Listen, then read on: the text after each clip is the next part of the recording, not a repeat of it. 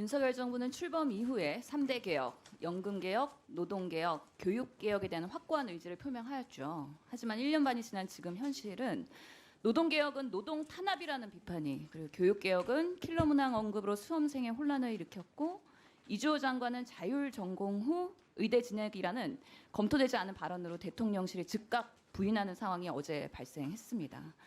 국민연금 개혁에 대해서도 여전히 오리무중인데요.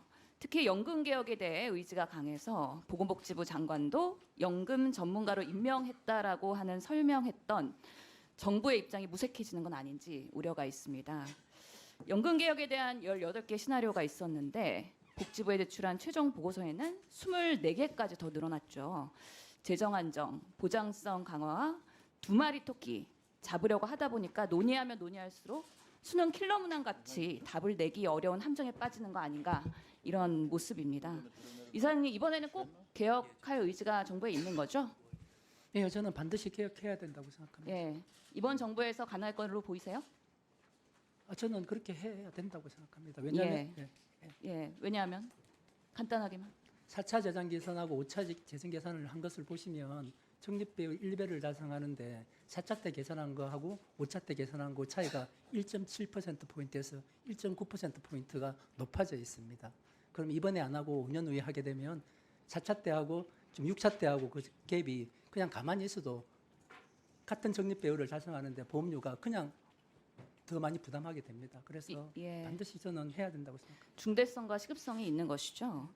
재정계산위가 복지부에 제출한 안을 보니까 소득 대체율 45%, 50%까지 포함하면서 시나리오가 늘어났어요. 이걸 포함하냐 마느냐 갖고 막판까지 시끄러웠고요. 사실상 더 많이 내고 더 많이 받는 개혁이 아닌 더 많이 내고 더 늦게 받는 개혁에 그동안의 방점이 있었던 걸로 생각하는데, 이사장님 어떻게 생각하십니까?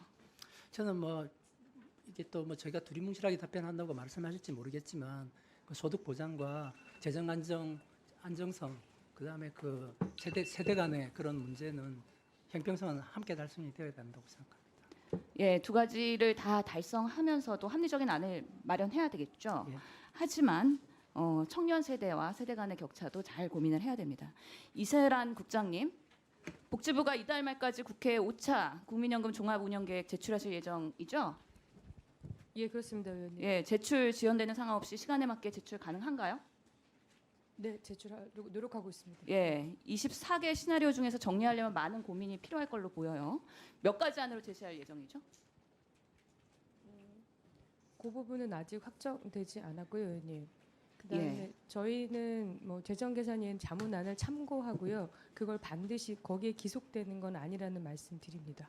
예, 지난 정부에서 4가지 시나리오로 제시했더니 개혁할 의지가 있느냐라는 없다라는 비판도 있었습니다. 이걸 감안해서 얼마나 정리된 안을 국회에 제출하느냐가 정부 개혁의 의지를 가늠해보는 또 잣대가 되지 않을까 싶습니다. 잘 정리해서 보내주시기 바라고요.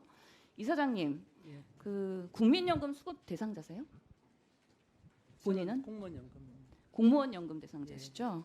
여쭤보는 이유는 얼마나 내가 노후에 이 국민연금을 받을 것인가에 대해서 진정성 있게 개혁할 수 있는가에 대한 그런 당사자의 마음이 꼭 필요하다라는 말씀 드리고 싶어서 여쭤봤고요. 지금 저출생 고령화로 인해서 청년 세대의 연금 부담이 증가하고 있고, 이로 인해서 국민연금에 대한 무관심 또는 절망이 있거든요. 앞으로 연금 개혁 방향에 대해서 청년 세대들에게 어떻게 이사장님 말씀해 주시겠습니까? 여하튼 이런 그 연금 개혁의 기본적인 밑바탕은 앞으로 돈을 낼 그런 젊은 세대가 내가 돈을 내도 나중에 연금 수복을 받을 수 있다는 그런 확신을 심어주는 그런 개혁안이 되어야 된다고 생각합니다. 예, 희망을 주시는 거죠, 지금? 발언에 대해선.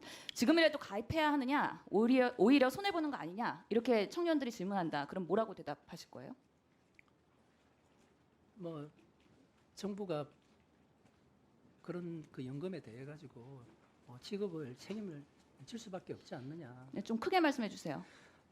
정부가 연금에 대해 가지고 책임을 질 수밖에 없지 않느냐. 예. 반드시 그렇게 되도록 노력하겠다. 이렇게. 그러면 지금 청년 세대들은 지금이라도 빠르게 가입하는 게 더 낫다라고 권고하실 수 있겠습니까? 그런 여러 가지 그 개혁 방안들이 그 젊은 세대들한테 그것을 그 인식하게 하고 신뢰를 줄 수 있는 그런 방안이 되어야 된다고 생각합니다. 예. 남의 얘기 하시는 것 같아요. 본인 이사장님께서 얼마 책임지고 하실 수 있는가에 대한 확신을 우리 젊은 세대들한테 주셔야 되거든요. 그렇게 저도 제 자식이 있고 다 한데 그거를 뭐 남 하듯이 그렇게 생각하지는 않습니다. 저도 젊은 사람들이 갖고 있는 그런 희망 이런 것들이 한국 경제를 뒷받침하는 원동력이 된다고 생각하기 때문에 그런 국민연금 제도가 충분한 그 기능을 수행해야 된다고 그렇게 생각하고 예. 그걸 위해서 저도 노력하겠습니다. 적극적인 소통 부탁드리고요. 이번에 가입 연령이랑 수급 연령 상향에 대해서 논의하고 있는데 이게 방향이 확실하게 정해진 건 아니에요? 그럼? 그거는 이제 재정계산위원회에서 자문안에 수급 연령과 가입 예, 연령의 들어가 단계적인 있죠. 일치를 그렇게 제안한 걸로 생각합니다. 예, 그러면 완전히 반영된다라고 확실하게 방향키를 잡은 건 아니라는 얘기세요?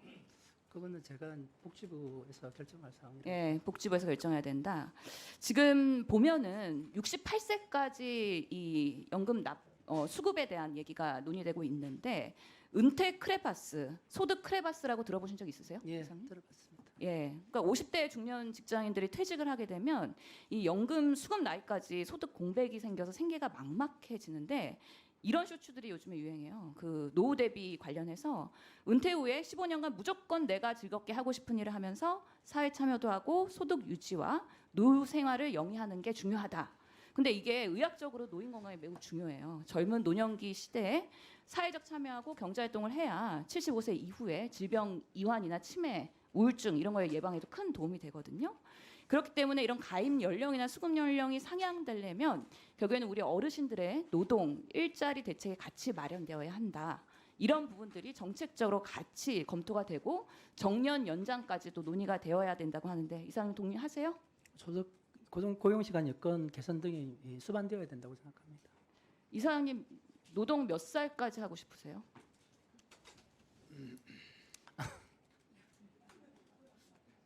네, 보통 저희 선배님들 보시면 1분 더 드리세요. 70세까지 다 하고 싶어 하시는 것 같아요. 74세까지 우리나라 아니요, 특성상 70세까지 하고 싶어. 70세 하고 싶어 하시는 것 같아요. 많으시다. 젊은 시절에 노동 강도가 강하거든요. 그래서 어르신들이 노동 연장에 대해서는 아마 다양한 의견들이 있을 거기 때문에 사회적 공감대가 있어야 되고요.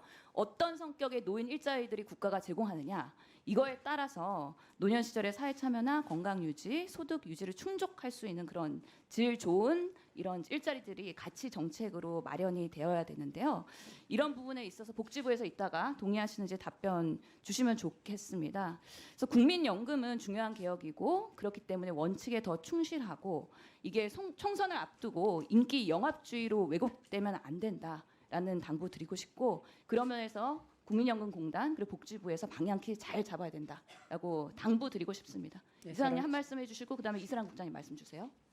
앞서 말씀드렸듯이 저는 연금 개혁이 반드시 후세대를 위해서 필요하다고 생각하고 있고 그런 방향에서 제가 열심히 노력하겠습니다.